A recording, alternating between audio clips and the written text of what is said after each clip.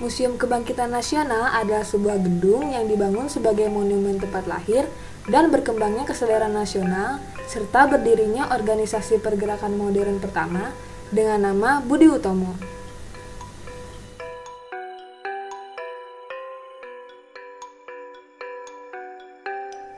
Sebelum menjadi museum, bangunan ini dulunya adalah sekolah kedokteran yang didirikan oleh Belanda dengan nama Stovia atau Sekolah Dokter Bumi Putra.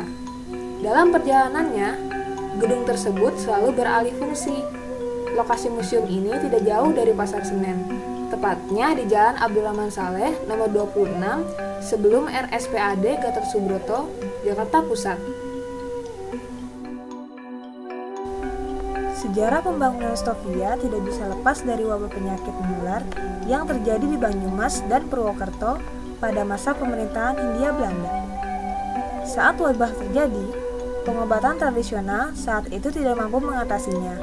Secara medis, jumlah dokter Belanda sangat terbatas. Karena itu, muncul gagasan untuk membuat sekolah kedokteran. Awalnya adalah kursus kedokteran dan berkembang menjadi Sekolah Kedokteran Jawa. Lama-lama terbuka untuk seluruh Bumi Putra, yaitu bernama Stovia.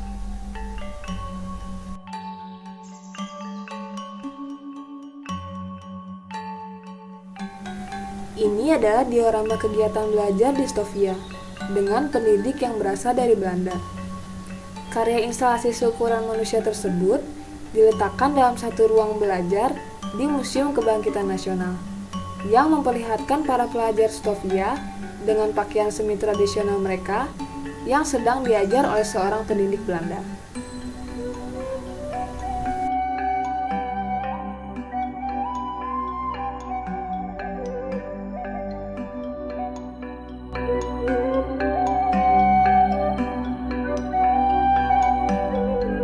Belanda membuka namanya Sekolah Dokter Jawa. Sekolah Dokter Jawa itu dulunya di Rumah Sakit Gatot Subroto. Nah, setelah itu hanya Sekolah Dokter Jawa itu hanya istilah saja ya. Sebelum menjadi Sekolah Bumi Putra atau Sekolah Stovia di sini, ada di tengah-tengah sana. Itu hanya tukang juru suntik supaya nanti pulang bisa mengobati orang Kebumen, Banyumas, Purwokerto yang kena wabah tadi. Tapi di sana lama-lama tidak memenuhi syarat, terlalu banyak yang belajar, tempatnya kurang, akhirnya dibangunlah di sini. Ini dibangun tahun 1899, sudah kurang lebih 107 tahun yang lalu. Di sini namanya Sekolah Kedokteran Bumi Putra, yang tadinya Sekolah Dokter Jawa kan, sekarang menjadi Sekolah Kedokteran Bumi Putra. Itu tahun 1902. Nah, ini cikal bakalnya kedokteran Indonesia yang sekarang menjadi UI itu dari sini. Dari sinilah pertama kali Sekolah Kedokteran Bumi Putra itu di gedung ini mereka belajar dari seluruh masyarakat dari seluruh Indonesia, tapi memang mayoritas orang Jawa, karena Bumi Putra rata-rata orang Jawa di situ. Nah, dari sinilah timbul namanya kaum cerdik pandai, kaum terpelajar. Jadi banyak generasi muda yang harus bisa belajar sejarah. Tujuannya supaya mengingat masa lalu itu bukan berarti jelek, mengingat masa lalu, belajar masa lalu bukan, tapi bagaimana kita mengingat masa lalu itu untuk ke depan supaya ya, jangan sampai kesalahan itu jatuh kedua atau tiga kali dalam hal yang sama masalahnya. Nah, itu perlu belajar sejarah. Para pemimpin bangsa generasi muda harus seperti itu. Enggak, perjuangannya ada di sini. Nah, setelah tahun 1920 di sini sudah tidak memenuhi syarat lagi. Tahun 1920 itu akhirnya pembelajarannya sudah enggak memenuhi syarat. Akhirnya membangunlah di Salemba yang sekarang menjadi UI itu dibangun 19 sudah dibangun, 1920 sudah mulai pindah.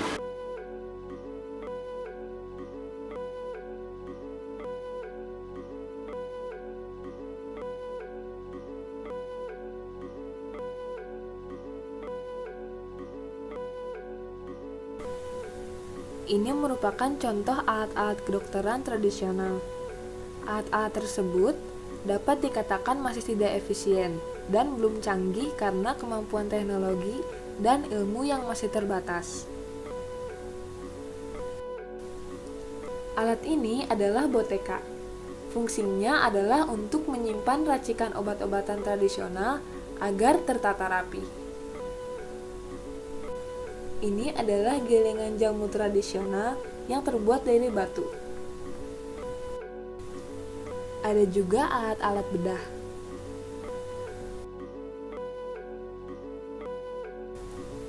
Ini adalah elektroradiograf. Pada masanya, alat ini berfungsi untuk mencatat detak jantung manusia. Dapat kita bayangkan betapa rumitnya alat-alat kedokteran pada masa itu dengan ukuran yang cukup besar. Berikut ini adalah alat pemecah kepala yang digunakan oleh murid-murid Stovia dalam pembelajaran pembedahan kepala, terutama bagian otak. Alat ini cukup menyeramkan, dan jika dilihat, kita tidak bisa membayangkan bagaimana alat ini dapat memecahkan kepala seorang manusia.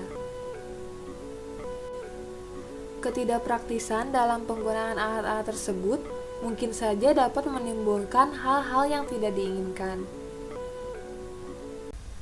Dahulu, banyak nyawa-nyawa manusia yang hilang karena terlambatnya pengobatan dan ketidaktahuan mengenai pentingnya menjaga kesehatan. Dan dari sisi kedokteran pada masa itu, pengobatan zaman dulu sangat beresiko karena keterbatasan alat dan kurangnya memperhatikan kenyamanan serta keamanan pasien.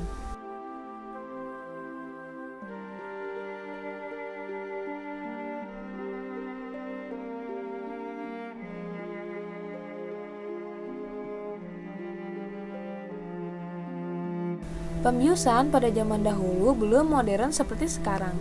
Mereka, para dokter, membius pasiennya dengan minuman beralkohol seperti wine agar kesadaran pasien berkurang sehingga meminimalisir rasa sakit pada saat pembedahan. Seperti yang bisa kita lihat, betapa menderitanya pasien pada saat menjalani operasi. Oleh karena itu, banyak pasien yang tetap merasakan sakit yang hebat pada saat pembedahan berlangsung. Terkadang, pasien bisa meninggal karena tidak kuatnya menahan sakit pada saat operasi atau pembedahan.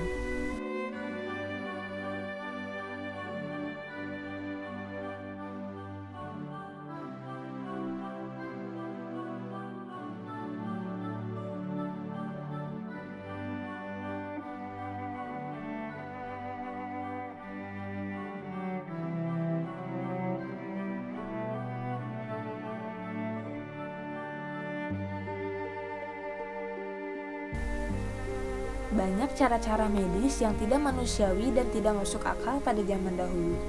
Hal itu membuat orang-orang dahulu menjadi enggan untuk berobat. Di samping itu, dahulu hanya orang-orang kaya dan kalangan pejabat saja yang bisa berobat ke dokter.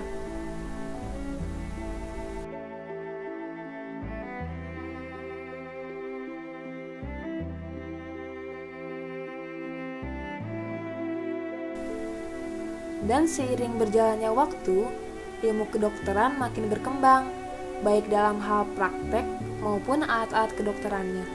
Seperti yang bisa kita lihat, proses dan alat-alat kedokteran pada masa ini sudah sangat modern, namun tak lupa tetap menerapkan dan menyisipkan metode-metode lama. Kesterilan alat-alat kedokteran adalah hal yang paling utama dalam proses pembedahan. Dibutuhkan ketelitian dan ketelatenan dalam pembedahan, karena jika ada kesalahan dan kecerobohan sedikit saja, dapat menimbulkan masalah lain, bahkan dapat menyebabkan malpraktek atau lebih parah lagi dapat menyebabkan kematian.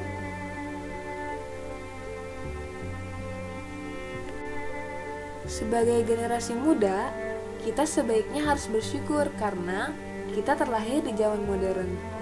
Bayangkan saja jika kita terlahir di zaman dahulu, di zaman yang masih tradisional.